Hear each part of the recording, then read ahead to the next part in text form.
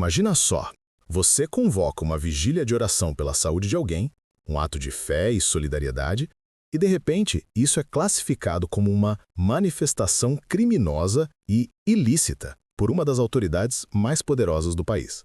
Parece roteiro de ficção, não é? Mas foi exatamente isso que aconteceu no Brasil. E o protagonista dessa história é ninguém menos que o ministro do Supremo Tribunal Federal, Alexandre de Moraes, e o alvo, o ex-presidente Jair Bolsonaro. Fica com a gente, porque a gente vai mergulhar fundo nessa decisão que chocou o país. Olha só, a história começa com uma convocação feita pelo senador Flávio Bolsonaro, filho do ex-presidente. Ele chamou apoiadores para uma vigília em frente ao condomínio onde Jair Bolsonaro mora, aqui em Brasília.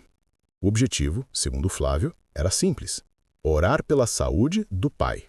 Um gesto que, à primeira vista, parece inofensivo e até compreensível para muitos. Afinal, a fé e a oração são pilares para uma grande parcela da população brasileira. Mas a coisa toma um rumo completamente diferente quando essa vigília é inserida em um contexto judicial. O ministro Alexandre de Moraes, em um documento oficial que fundamentava a prisão preventiva do ex-presidente Jair Bolsonaro, listou essa reunião de oração como um dos motivos para sua decisão. E não apenas listou, mas classificou-a com palavras duras: criminosa e ilícita. E aí que a coisa fica interessante. Ou melhor, preocupante, dependendo do seu ponto de vista. Moraes não poupou palavras. No documento, ele escreveu, e eu cito: embora a convocação de manifestantes esteja disfarçada de vigília para a saúde do réu Jair Messias Bolsonaro, a conduta indica a repetição do modus operandi da organização criminosa liderada pelo referido réu, no sentido da utilização de manifestações populares criminosas com o objetivo de conseguir vantagens pessoais. Percebe a gravidade? Para o ministro, essa vigília não era um simples ato de fé. Era, na verdade, uma tática, um disfarce para repetir um padrão de comportamento que ele atribui a uma organização criminosa supostamente liderada por Bolsonaro. A ideia, segundo Moraes, seria usar essas manifestações populares, mesmo que sob o pretexto de oração, para obter vantagens pessoais. É uma acusação pesadíssima. Mas não parou por aí. Moraes foi além, argumentando que a reunião de oração era ilícita e poderia, pasmem, facilitar uma fuga do ex-presidente. Desde agosto daquele ano, a Polícia Federal já monitorava a casa de Bolsonaro, com agentes presentes até no quintal da residência. Mesmo com esse monitoramento ostensivo, o ministro considerou que o tumulto causado pela reunião ilícita de apoiadores do réu condenado Jair Messias Bolsonaro tem alta possibilidade de colocar em risco a prisão domiciliar imposta e a efetividade das medidas cautelares, facilitando eventual tentativa de fuga do réu. É uma interpretação que levanta muitas questões. Como um grupo de pessoas orando poderia causar um tumulto capaz de facilitar uma fuga, especialmente com a PF já na residência? A decisão de Moraes sugere uma preocupação extrema com qualquer tipo de aglomeração de apoiadores de Bolsonaro, vendo-a como um risco potencial à ordem e à justiça. Para fundamentar ainda mais sua decisão, Alexandre de Moraes compilou diversas publicações de Flávio Bolsonaro nas redes sociais. O senador, em uma dessas postagens, pedia: "Vamos invocar o Senhor dos Exércitos. A oração é a verdadeira armadura do cristão. É por meio dela que vamos vencer as injustiças, as lutas e todas as perseguições." Tem um convite especial para você. Assista ao vídeo até o final. Vigília pela saúde de Bolsonaro e pela liberdade no Brasil. Sábado, 22 de novembro, 19 horas, no Balão do Jardim Botânico, na altura do condomínio Solar de Brasília 2.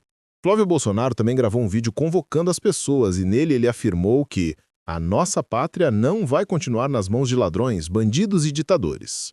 Para Moraes, essa fala é extremamente preocupante. Ele avalia que Flávio faz uso do mesmo modus operandi, empregado pela organização criminosa que tentou um golpe de Estado no ano de 2022, utilizando a metodologia da milícia digital para disseminar por múltiplos canais mensagens de ataque e ódio contra as instituições. Ou seja, o ministro vê uma clara conexão entre a convocação da vigília e os eventos que antecederam e culminaram nos atos de 8 de janeiro de 2023. Ele interpreta a fala de Flávio como uma incitação ao desrespeito ao texto constitucional, à decisão judicial e às próprias instituições, demonstrando que não há limites da organização criminosa na tentativa de causar caos social e conflitos no país, em total desrespeito à democracia. Essa decisão de Moraes, meus amigos, é um marco. Ela não apenas enquadra uma vigília de oração em um contexto criminal, mas também amplia a interpretação do que pode ser considerado um ato de incitação ou parte de uma organização criminosa. Isso gera um debate enorme sobre os limites da liberdade de expressão, da liberdade religiosa e do direito de reunião no Brasil. Por um lado, temos a visão da justiça, representada por Moraes, que vê um padrão de comportamento perigoso e uma tentativa de subverter a ordem democrática. Para essa perspectiva, é fundamental agir com rigor para proteger as instituições e evitar a repetição de eventos como os de 8 de janeiro. A preocupação é com a segurança jurídica e a estabilidade do Estado. Por outro lado, muitos se perguntam, onde está a linha? Um auto de oração, mesmo que com conotações políticas, pode ser automaticamente equiparado a um crime? Essa interpretação não abriria precedentes perigosos para a criminalização de outras formas de manifestação pacífica? É um dilema complexo, que coloca em xeque a interpretação de direitos fundamentais e a atuação do judiciário em momentos de polarização política intensa. A decisão de Moraes, ao vincular a vigília a um modus operandi de organização criminosa e a uma tentativa de golpe de Estado, mostra a seriedade com que o STF está tratando qualquer movimento que possa ser interpretado como uma ameaça à democracia. É um recado claro de que as autoridades estão vigilantes e dispostas a usar todo o rigor da lei para coibir o que consideram desestabilização. Em suma, o que vimos aqui é uma escalada na tensão política e jurídica do Brasil.